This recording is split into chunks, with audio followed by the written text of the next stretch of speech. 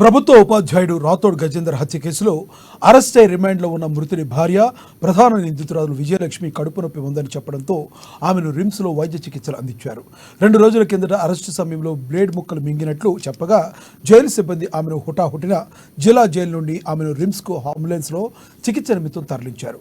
అక్కడ పరీక్షించిన ఈఎన్టీ వైద్యులు ఎలాంటి సమస్య లేదని, ఆరోగ్యం నిలకడగానే ఉందని చెప్పడంతో తిరిగి మళ్లీ జిల్లా జైలుకు తరలించారు.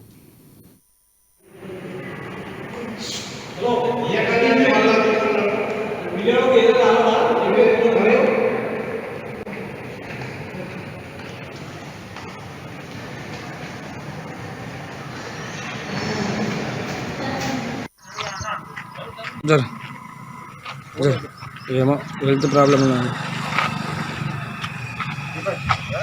జరుగు 20 విట్టలు